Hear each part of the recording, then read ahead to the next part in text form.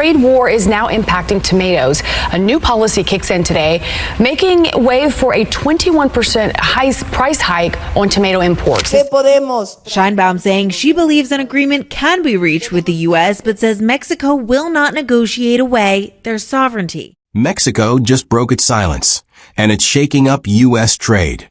After months of silence, Mexico hit back. The Scheinbaum administration set a minimum price for fresh tomato exports, the same day Washington pulled out of the 2019 deal and reignited its anti-dumping measures. This time, it's not oil, cars, or steel in the crosshairs.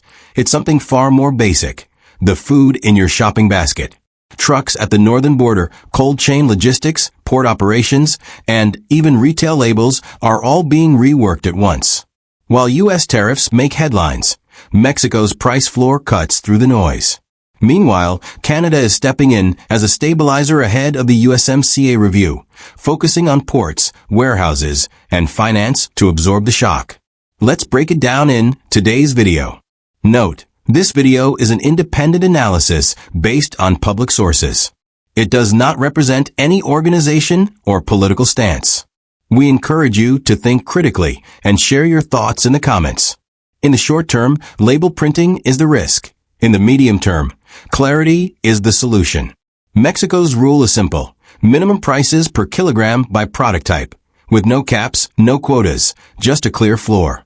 The numbers speak for themselves: €1.70 for cherry, grape, cocktail, and heirloom, 88 cents for Roma, 95 cents for round, and €1.65 for stemmed round. Exports don't stop, but negotiations start higher. Producers factor in exchange rates and input costs. Buyers adjust for storage, spoilage, and cash flow. At first, customs got stricter, some shipments stalled, and delays stretched from hours to days, sparking fears about price hikes. The reality?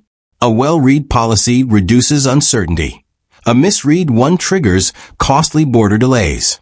The U.S., meanwhile, has locked in a 17.09% rate for most imports, aiming to tie unfair pricing claims to official procedures, bolstering importer collateral and cash flow. So why haven't prices exploded yet? Retailers buffer the shock with existing contracts and promos. The real impact hits when new orders land under the new rules. If the rollout is clear and exceptions defined, the wave is small. If not, volatility builds. Two simultaneous decisions now affect every link in the chain, from fields to ports. If trucks stay cold, storage stays powered, and ports run on time, shelves stay full. But one delay can add cents per container, cents that become dollars at the checkout. Worst case? More returns from document errors, freight schedule chaos, and cold chain breakdowns. Best case? Authorities and industry get on the same page, using one clear guide, electronic cues, and joint checklists to keep trade flowing. And here's the twist: Canada isn't just watching. Ottawa is actively working with Mexico to build a stable supply network, backed by long-term investment in cold storage, ports, and transport. The goal?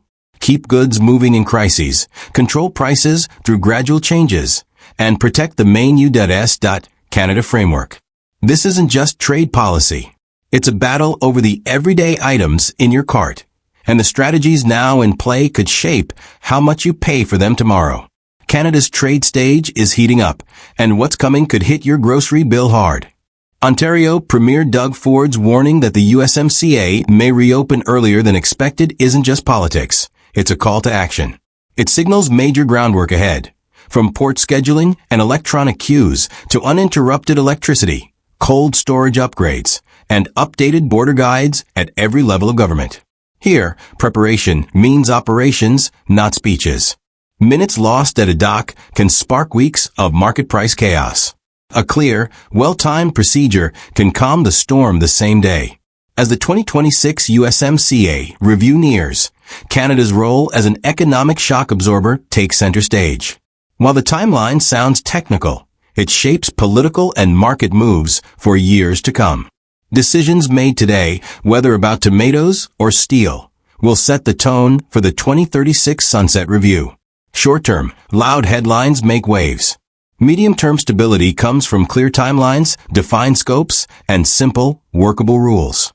Complicated exceptions drive costs up and trigger new demands in negotiations. The smartest play: straightforward, enforceable procedures that protect public finances and avoid surprise budget hits. There's no single number for the price impact. It shifts with the season, supply origins, freight costs, waste rates, and retailer promotions. A floor price sets the minimum at the negotiating table, while anti-dumping rules add extra charges. At first, the hit feels sharp. But once systems like EQing and better documentation kick in, the shock eases. Canadian imports fill gaps, while Mexico improves greenhouse efficiency and packaging to cut waste, easing consumer price hikes. Big spikes often come from wrong labels, missing paperwork, or shipping delays. Without fixing those, even perfect diplomacy can't stop price jumps. Energy and freight costs also drive numbers. Oil prices, refinery schedules, port congestion, and refrigerated fleet expenses all weigh in. Air freight faces slot limits and cold storage shortages. In reality, logistics and energy costs often matter more than the product itself. Canada's energy advantage matters. LNG supply, steady natural gas, and reliable power grids shape cold storage costs. When the U.S. turns to other Latin American sources for flexibility, delivery times grow and transport costs rise. Meanwhile, Mexico holds its price floor and sticks to annual reviews, giving its producers planning stability and predictability. For the U.S., the longer policy signals drag out, the higher the uncertainty premium on prices. In the U.S., retailers and wholesalers are using checklists to cut risk, reviewing contracts, exemptions, and origin rules. Mexican exporters are keeping loading schedules and packaging aligned to avoid disputes. Quick, clear U.S. inspections mean fewer Mexican delays and lower costs. Accurate product classification reduces returns, streamlining trade. Early consumer updates soften the blow, keeping markets calmer. The tariff on our kitchen's reaction in the U.S. is natural. Food inflation has been a long grind. Consumers track Mexico news closely, adjusting their buying and budgeting. Mexican producers know the U.S. is their main market, so they can't ignore the reaction. When U.S. retail alliances deal directly with Mexican suppliers, trust grows, middlemen shrink, and costs drop. Even a 1% shift matters to shoppers. So Mexico invests in better logistics and faster shipments. Joint U.S.-Mexico trade updates reduce uncertainty, and competition terms are thrashed out in detail. As both sides tighten coordination, trade flows smoother, and your grocery bill breathes easier. Trade tensions between the U.S. and Mexico aren't just headlines. They affect your grocery bill. When U.S. farmers say trade rules aren't protecting them, Mexican producers fire back. We're struggling too. Exchange rates, costs, and supply pressures. Both sides pile on arguments, while tariffs and inflation pull public finances in opposite directions. U.S. regulators argue for fair prices. Mexico pushes for supply security. And somehow, the global trade system tries to balance both. Even with political shouting, the situation can calm quickly when U.S. and Mexican technical teams meet weekly. Border wait times drop. Food moves faster. For U.S. consumers, that means fewer price shocks and more stability. For Mexico, it means steady income and predictable export schedules. But while tariffs may boost U.S. revenue, higher food prices can quietly strain the public budget. Mexico's base price protects farmers, but in the U.S., it can push consumer prices higher. That's why smooth trade in basics like tomatoes becomes a top priority. Mexico backs its producers. The U.S. offsets impact on low-income households. As Washington debates short-term revenue versus long-term cost, Mexico plays it safe, keeping trade predictable. But if talks drag, Mexico shifts exports elsewhere, and U.S. shortages become seasonal. The key to avoiding chaos? Clear agreements, dates, scope, and exceptions all on one page. U.S. consumers benefit when supply sources diversify and prices stay steady. Mexican farmers gain by improving efficiency, cutting waste, and spreading exports year-round. Tech Tracking Now lets the U.S. monitor Mexican shipments in real time, cutting disputes before they escalate. Stronger coordination, sometimes even with Canada, reduces paperwork mistakes, lowers costs, and calms market panic. In the end, it's one product, one market, and two rules that need to coexist. U.S. tariffs to protect policy goals. Mexico's price floor to protect farmers. Risk control starts with written commitments. The USMCA framework already exists. When both sides use it, market steady.